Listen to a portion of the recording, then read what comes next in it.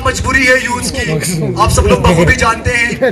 आप सब लोग अपनी मजबूरी की, अपनी इमोशंस को यहाँ पे शेयर करने आए हुए हैं। इसलिए मैं फिर भी आप सब लोगों का यहाँ पे बहुत स्वागत करते हैं और आप सब लोग यूथ डिस्ट्रिक्ट कारगिल के यूथ का आप लोगों का यहाँ पर बहुत स्वागत और आप लोगों को बहुत बहुत धन्यवाद करता हूँ। फिर से आप लोग तालियों से स्वागत कीजिए honourable member of parliament Shri Rahul Gandhi ji का। जोड़ो भारत जोड़ो, जोड़ो जोड़ो भारत जोड़ो, नफरत छोड़ो भारत जोड़ो, नफरत छोड़ो भारत जोड़ो, जोड़ो जोड़ो भारत जोड़ो। लद्दाख के आवाम क्या चाहते हैं? पिछले 3 साल से लद्दाखी आवाम लेह और करगिल जॉइंटली एपेक्स बॉडी और केडीए के क़यादत में करगिल और लेह में, इसके बाद जम्मू में और इसके बाद दिल्ली जंतर मंतर पे अपनी इन जज्बात और एहसासात और अपनी डिमांड्स को लेकर government of India, president of India, prime minister of India और होम मिनिस्टर तक पहुंचाने के लिए दिल्ली जा चुके हैं और अपनी डिमांड रख चुके हैं। पूरी लद्दाखी आवाम जंतर मंतर पे हाजिर थी। कई टॉक्स हमारी होम मिनिस्ट्री के साथ हो चुकी है इन डिमांड्स को लेकर और करगिल और लेह के आवाम एपेक्स और केडीए के जरिए जिन डिमांड्स को लेकर चली है वो है statehood for Ladakh, 6th schedule for Ladakh, recruitment for the unemployed youth of Ladakh, जो पिछले 4 साल से बुरी तरह से नजरअंदाज हो चुके हैं हमारे जवान, और हमारे जवान आज उस स्टेज पे पहुंच चुके हैं कि उन्हें मुस्तकबिल में इनका कोई फ्यूचर दिखाई नहीं देता है। वो तकरीबन लगता है कि इनका कोई सुनने वाला नहीं है। इसीलिए आज हमने यहाँ पे 250 से 300 तक जवानों के लिए ये इंटरेक्शंस रखी थी, लेकिन आज जवान इतने जोश जज्बे और अपने एहसासात का आपको इजहार करने के लिए मोर देन 700 जवान यहाँ पे आ चुके हैं। तो ये चाहते हैं कि इनके मुस्तकबिल के लिए, इनके फ्यूचर्स के लिए और इनके भविष्य को कैसे आगे लेके चलना है, और जिस आइडियोलॉजी को लेकर, जिस जज्बात को लेकर, एहसासात को लेकर आप हिंदुस्तान को देखना चाहते हैं और हिंदुस्तान के जवानों को लेना चाहते हैं, यही बातें सुनने के लिए यहाँ पे हाजिर है। और हमारी चौथी डिमांड लोकसभा की separate seat for Leh and Kargil, in 4 demands को लेकर यहाँ के अवाम केडीए और एपेक्स बॉडी की क़यादत में आगे बढ़ चुकी है और शिद्दत के साथ इन डिमांड्स को पेश कर रही है। मुझे उम्मीद है कि ऑल इंडिया कांग्रेस कमेटी और राहुल गांधी जी करगिल और लेह के आवाम के इन डिमांड्स को कंसिडर करके उसे आगे पहुंचाने की कोशिश करेंगे। मैं फिर एक बार जनाब राहुल गांधी जी और इनकी पूरी टीम को करगिल आमद पे खुशामदीद कहता हूं, और ये जवान बेताब है आपको सुनने के लिए। तो मुझे उम्मीद है कि आप अपने एहसासात और जज्बात और इन्हें पूरी तरीके से गाइड करेंगे।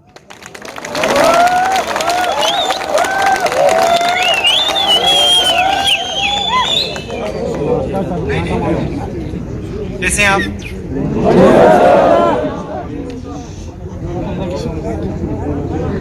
तकरीबन 1 साल पहले मैं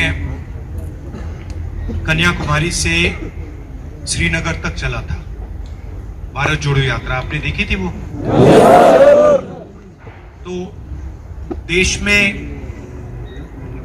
पिछले कुछ सालों से काफी नफरत, हिंसा फैलाई जा रही है, लोगों को लड़ाया जा रहा है, सब प्रदेशों में हो रहा है। तो हमने सोचा कि अगर बीजेपी के लोग देश को बांटने में लगे हैं तो हमारा काम देश को जोड़ने का है, इसलिए हमने भारत जोड़ो।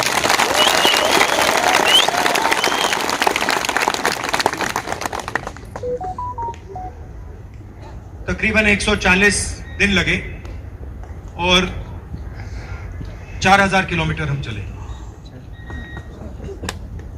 तमिलनाडु, केरला, कर्नाटक, महाराष्ट्र, मध्य प्रदेश, राजस्थान, दिल्ली, उत्तर प्रदेश, कश्मीर, पंजाब। उस समय मैंने सोचा था कि लद्दाख भी आना चाहिए, तो मेरा प्लान था कि हम जनवरी में खत्म श्रीनगर पहुंचने के बाद लद्दाख आए, मगर प्रॉब्लम हो गई थी, बर्फ थी, ठंड का समय था, तो एडमिनिस्ट्रेशन ने हमें उस समय अलाउ नहीं किया, तो वहां हमने यात्रा समाप्त की। तो अब मैंने सोचा कि जो मैं नहीं कर पाया उसको अब जाके पूरा कर दूं। पैदल तो फिर अभी नहीं चले हैं, और शायद रजनी जी, शायद आपको प्रोग्राम बनाना चाहिए कि हम लद्दाख में भी थोड़ा सा पैदल चलें, क्योंकि लद्दाख को पीछे नहीं छोड़ना चाहिए।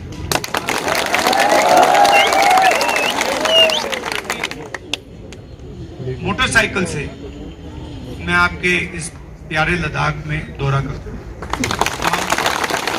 पैंगोंग गए, लेह, नुब्रा वैली, अब कारगिल, और बहुत सारे लोगों से हम मिले, ऐसी बहुत सारी मीटिंग्स की। जो आपके दिल में है वो सुना, समझने की कोशिश की। एक तो सबसे बड़ा मुद्दा है लद्दाख में, हर रीजन में, जो आपके रिप्रेजेंटेशन का मुद्दा है, जो लोकतंत्र में आपकी जो आवाज होनी चाहिए, और जो यहाँ आपके फंड्स आते हैं उनके डिसीजंस कौन ले, वो सवाल है। आजकल निर्णय ब्यूरोक्रेसी ले रही है, लद्दाख की जनता नहीं ले रही। तो ये मुद्दा शायद सबसे बड़ा है। दूसरा मुद्दा, युवा कहते हैं कि बेरोजगारी बढ़ती जा रही है, शायद यहां भी वही मुद्दा होगा, महंगाई का मुद्दा है। तो मैं आपकी भी बात सुनना चाहता हूं। आप जो आपके दिल में है रखिए, अगर मुझसे आपके पास एक दो सवाल हो तो पूछ लीजिए, मगर मैं आपसे सिर्फ ये कहना चाहता हूं कि शायद लद्दाख से सुंदर जगह हिंदुस्तान में नहीं है।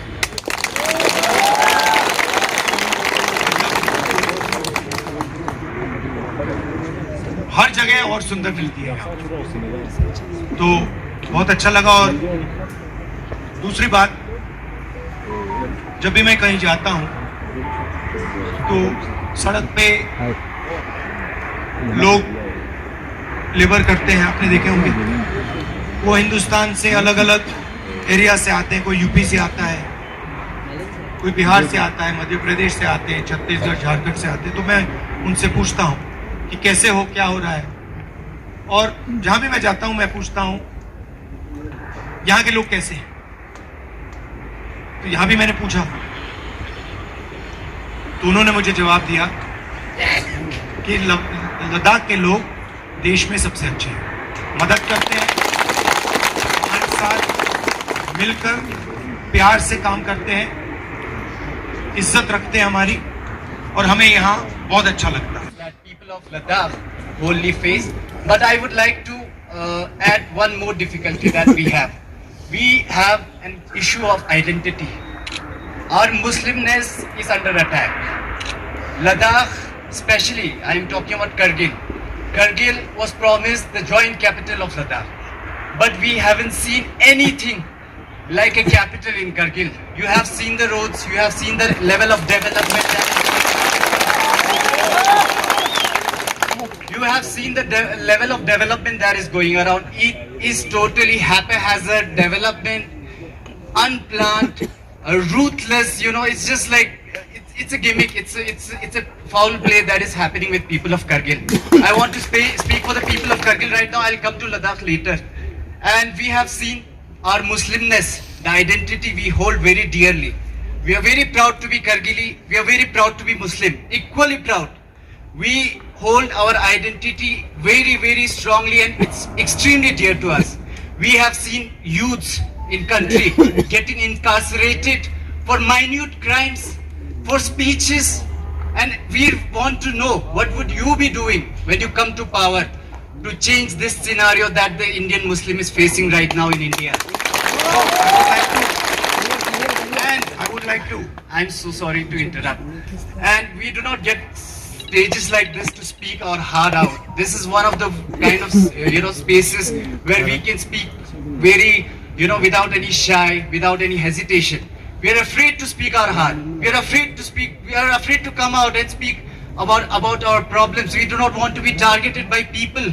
We do not want to be targeted by governments. We do not want to be left out from government job opportunities. We haven't seen any level of government jobs. We haven't been able to recruit any public service commission in last 4 years. When you see Kashmir, Jammu Kashmir, they have recruited, I think, the 4th batch after abrogation of 370. And we haven't got one recruitment since 2019. Well, I mean, the first thing you have to realize is that we are not in government. The idea, you can sit. The idea of the Bharat Jodo Yatra was precisely to address what you are saying. I believe that regardless of which religion you're from, which community you're from, where you come from, you must feel comfortable in this country. And you should feel comfortable in every corner of this country. That is the constitutional foundation of India. Okay? Second, you are right that Muslims are under attack in India. This is not wrong. But you must also realize that there are many other people also under attack in India. Okay? Please look at what Manipur has been burning. Right? So you must not think that you are the only people under attack. All sorts of... Yeah, it is happening. Of course it is happening. But it is happening to Muslims, it is happening to other minorities, it is happening to Dalits, it is happening to tribals. Right? Because it is the attitude and the approach of the BJP. And this is something we are committed to fighting. And you are very well aware that myself and the Congress party are at the forefront of this one. Right? So that is something that is very, very clear. As far as your representation is concerned, and the representation of Ladakh and specifically of Kargil, I am of the opinion that democratic rights, rights of all individuals, rights to elect your own leader, rights to spend the money that is yours are sacrosanct and they should not be attacked and challenged. So on that, we are 100% committed and there is absolutely no confusion. Right? What is going on in India, the purpose of what is going on in India is to basically take away the wealth of the Indian people. Okay, if you see, you're saying to me that there are no jobs in Kargil. Correct. I 100% agree with you. But I walked from Tamil Nadu to Srinagar. Every single youngster in every single state is saying the same thing. They are saying there are no jobs. The single biggest issue in India today is unemployment. Do you read in the newspapers that unemployment is an issue? Maybe in Ladakh newspapers. But in Indian newspapers, Delhi newspapers, national newspapers, nothing. Right? So these issues, of course they're specific to Ladakh and of course they're important for you, but you must realize that these are issues that are being faced at the national level, at the state level, everywhere. Right? And it is because the government of Mr. Narendra Modi favors one or two people and basically is aimed at giving the wealth of this country to those two or three people. The reason you are not being given your rights, right, is because the BJP government wants to take away what is yours. There is huge solar energy potential in Ladakh. Correct? Right? They want to hand that to Mr. Adani. If you want to hear it very simply. And that is why they don't want to give you the rights. They don't want to give you the ability to decide your own government. They don't want you to elect your own local representatives. And this is a national fight we're fighting. So you must have no confusion about that. What would Congress be doing when you come to power? Would you release those guys who are incarcerated in jail? No. Muslim youth? Listen, we have to function according to courts, my friend. We cannot function outside the legal system of this country, right? You have Please, you have to realize. you got disqualified because of the legal system. You Well, now I have to operate in the Constitution. I have no choice. If the Supreme Court has reinstated me, if the Supreme Court had not reinstated me, I would have to abide by that decision. I mean, as a politician, those are the instruments that I have. But what you're saying, absolutely, we are very sensitive to unfairness towards any community, any group, any religion, any caste, any language. That is for sure.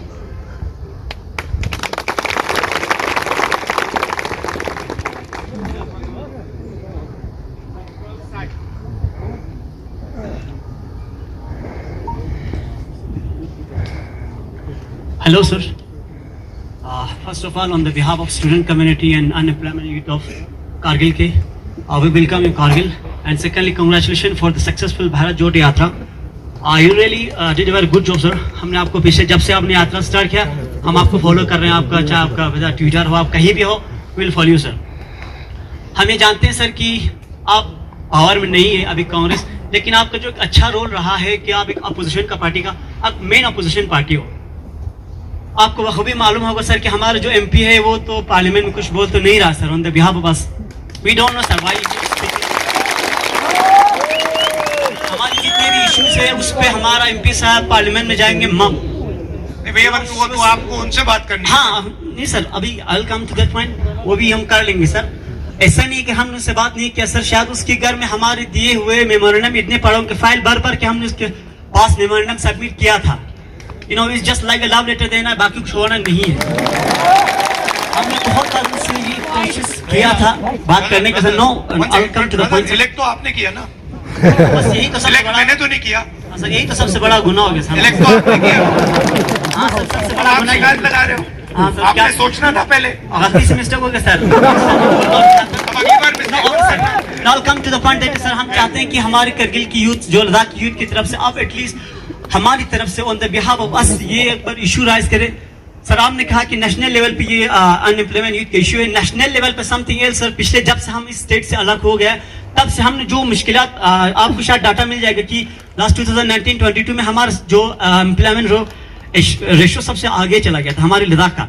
मैं clear कर कहता हूँ, sir, यहाँ पर, क्योंकि मैं youth को represent करता हूँ. मैं किसी एक ऑर्गेनाइजेशन का प्रेसिडेंट भी हूँ, सर. मैंने इसको काफी करीब से देखा है. And I am also be part of the Kargil democratic alliance. इसमें आपको बताते चलें, सर, हम आपसे क्या चाहते हैं. हम ये चाहते हैं कि हमारे जितने भी इश्यूज है, स्पेशली जो जब से हम 4 साल में हमने जो मुश्किलात जो हमारे इस यूथ ने फेस किया, सर, जो हम अनएम्प्लॉय यूथ ने फेस किया, शायद कोई भी पॉलिटिशियन और कोई भी गवर्नमेंट किसी ने फेस नहीं किया. हर किसी को इसको इंक्रीमेंट मिला, हर किसी को अपना अच्छा खासा सब कुछ उसको मिला, सिवाय हमारे इन यूथ के और हमारे स्टूडेंट और हमारे जो अनएम्प्लॉय यूथ को सबसे हमने मुश्किलात फेस की. उनकी तरफ से एक हमारे जो एडवर्टाइजमेंट नहीं हुआ है एसएससी का. सॉरी सर, थोड़ा लंबा जा रहा हूँ, उसके माफी चाहता हूँ. हमारी जो एसएससी की तरफ से हमारे एडवर्टाइजमेंट होता है, सर, 1 साल पहले, अभी तक उसका रिजल्ट डिक्लेयर नहीं हुआ है. वो रिजल्ट डिक्लेयर नहीं हुआ, सेकंड उनका एडवर्टाइजमेंट हो जाता है. और यहाँ पर लद्दाख में भी डीएसएसआरबी जो एलएसआरबी उनका एडवर्टाइज पोस्ट करते हैं, लेकिन अभी तक कोई भी इन पे फिलअप नहीं हुआ है. अब मैं आपको ये फरियाद क्यों कर रहा हूँ, आप मेरी ये लास्ट में वर्ड्स कह रहा हूँ. हम चाहते हैं कि आप हमारी तरफ से एटलीस्ट जब आप पार्लियामेंट में कुछ बोलने जाओ, हमारी तरफ से इतना कह देना कि देयर इज अ प्लेस जिसको हम लद्दाख कहते हैं, वहां पे जो यूथ है इस तरह की मुश्किलात फेस कर रहा है. और एक चीज, सर, आप लेह में बैठे पेंगोंग लगे, हमने आपका सारा फोटोज देखा, हर जगह देखा, सर. अब एक चीज लास्ट वाले मेरे बाद, आप देखना किस तरह से हमें डिस्क्रिमिनेट किया गया है लेह और कारगिल को. अब देखो, लेह में आप इंफ्रास्ट्रक्चर देखो, रोड देखो, फैसिलिटीज के सब कुछ वहां पर है. आपने वो सब की यहाँ देखा, sir? I don't think Singh आपने ये देखा होगा. कहीं ना कहीं हमें जब से ये जितने भी सेक्रेटरीट के जितने सेक्टर, जितने ऑफिस, बड़े ऑफिस, वो सर वहां बने. यहाँ इनका कुछ भी नहीं है. हम चाहते हैं कि सर हमारे तरफ से जो पार्लियामेंट में आप जब भी बैठोगे इतना कह देना कि एक जगह. देखिए, थैंक यू सो मच. सबसे पहले आपको एक चीज तो समझनी है, दिल्ली में हमारी सरकार नहीं है और लद्दाख में भी हम एडमिनिस्ट्रेशन को नहीं चलाते, ये तो आपको एक्सेप्ट करना पड़ेगा। तो हम आपके लिए आज क्या कर सकते हैं? जो आपने बोला, पार्लियामेंट में आपका जो अनएम्प्लॉयमेंट का मुद्दा है उसको हम पार्लियामेंट में आपके लिए उठा सकते हैं, कोई प्रॉब्लम नहीं। और ये मैंने लद्दाख में हर रीजन में सवाल पूछा है कि हम आपके लिए आपकी मुश्किल क्या है और हम आपकी मुश्किल को पार्लियामेंट में कैसे उठाएं। तो खुशी से मैं जो आपके यहाँ के लोकल इश्यूज हैं, अनएम्प्लॉयमेंट के इशू है, खुशी से मैं पार्लियामेंट में उसको रेज कर सकता हूँ। मैं रेज कर सकता हूँ, हमारे दूसरे एमपीज भी रेज कर सकते हैं। तो पूरे देश का अटेंशन आपकी ओर आएगा और उनको भी पता लगेगा कि हिंदुस्तान में लद्दाख नाम की एक जगह है, वो तो आसानी से कर दो। और मुझे मतलब I am not a youth, mask लगा के आई हूँ सिर्फ आपको देखने के लिए। Thank you.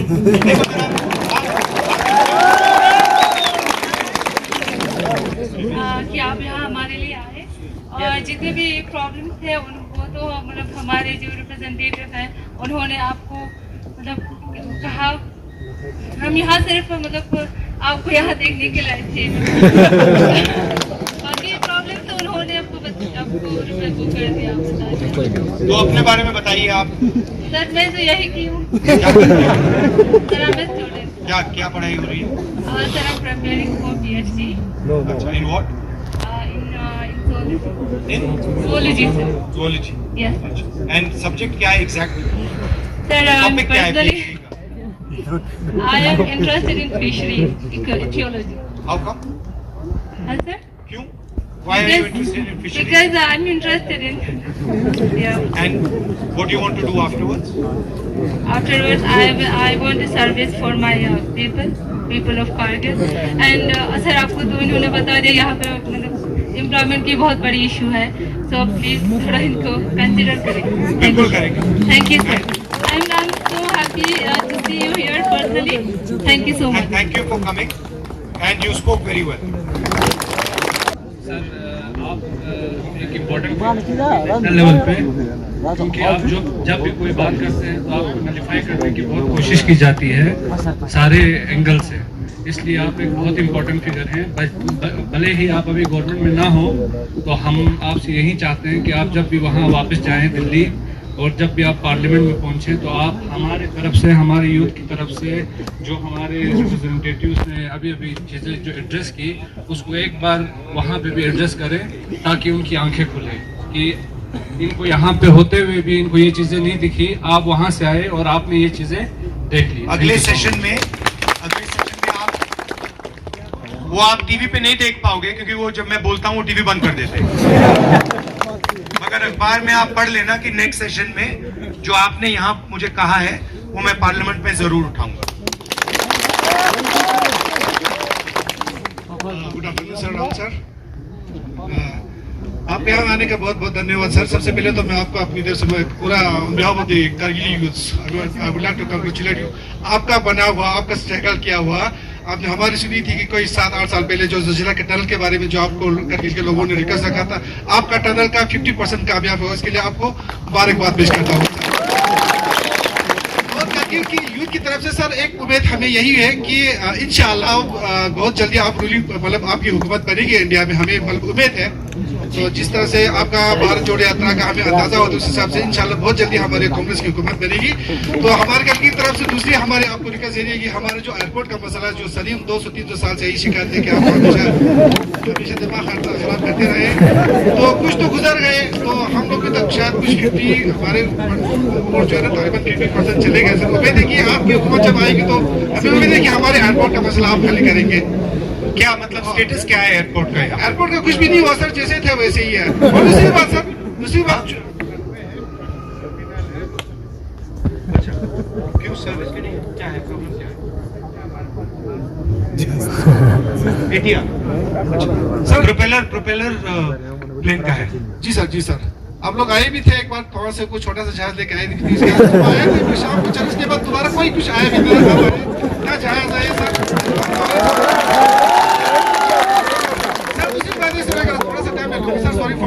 सर यहाँ पे देखो Ladakh just like a boundary ten, one is Kargil and one is Leh, ठीक है सर। इसके बाद क्या हुआ, यहाँ जैसे हिल कौंसिल बनी, नहीं क्या बोलते हैं, यूटी जब बनी तो हेड ऑफ द डिपार्टमेंट जितनी भी है सारा लेह में है सर। यहाँ पे कुछ भी नहीं, ना कोई रिसर्च इंस्टीट्यूट, ना कोई एजुकेशन में कुछ भी नथिंग इज हियर सर। जब आप गवर्नमेंट में आएंगे तो हमारे लिए आप क्या करोगे सर, प्लीज। कहने को तो बहुत कुछ है लेकिन मान नहीं रही।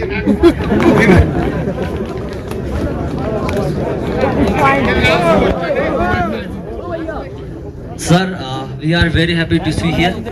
एक क्वेश्चन है सर, जैसे कि हमारे ब्रदर्स ने कहा कि एम्प्लॉयमेंट का इश्यू है, डेवलपमेंटल का इश्यू है, ये सारी चीजें तो है सर, लेकिन मेरा एक क्वेश्चन है कि हमारे जो कांग्रेस पार्टी की जो डाउनफॉल आ रहे हैं सर, वो किस रीजन से आ रहे हैं? जैसे कि 2014 इलेक्शन के बाद हमारा डाउनफॉल कुछ ज्यादा हो रहा है, तो हमारे पॉलिटिशियंस आप आने वाले जो 2024 इलेक्शन से उसके लिए क्या कर रहे हैं सर? एक और चीज सर, जैसे कि पहले सर, सॉरी सर, इससे पहले जो एक क्वेश्चन में आपने कहा कि जाइटेन को, जैसे कि बीजेपी का जो एमपी है वो आप लोगों ने जिताया सर। आप लोगों ने नहीं, लद्दाख के लोग। हाँ, लद्दाख के, पूरे लद्दाख के लोगों ने सर। आपने तो नहीं जिताया। जी जी सर, जी जी। इसमें सर एक चीज मैं जरूर कहूंगा कि हमारा हाजी असगर अली करबलाई जो है वो कांग्रेस का चेहरा है सर, हमारे लिए एक बहुत ही जबरदस्त पॉलिटिशियन है, बड़ा पॉलिटिशियन है। बट यहाँ पे मैं एक चीज हाजी असगर अली करबलाई से भी क्वेश्चन जरूर करना चाहूंगा सर।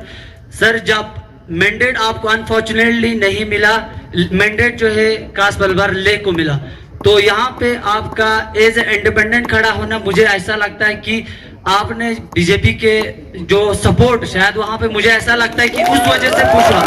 तो इन फ्यूचर के सर मेरा यही कहूंगा कि अभी हम सब चाहते हैं कि we should to be free from BJP, क्योंकि अभी ना कोई मुस्लिम, सिख, ईसाई, बुद्धिस्ट, एवरीवन की, हर किसी का एग्जिस्टेंस जो है वो बहुत ही रिस्की में है सर।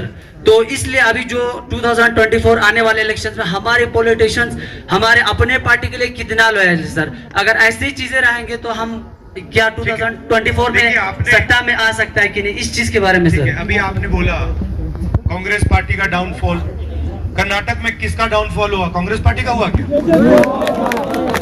अब आप देखना हिमाचल में किसका डाउनफॉल हुआ? कांग्रेस पार्टी का हुआ। अभी मध्य प्रदेश में चुनाव है, राजस्थान में चुनाव है, छत्तीसगढ़ में चुनाव है, तेलंगाना में चुनाव है। आप देख लेना वहां पे किसका डाउनफॉल होगा। चारों में चारों चुनाव कांग्रेस पार्टी।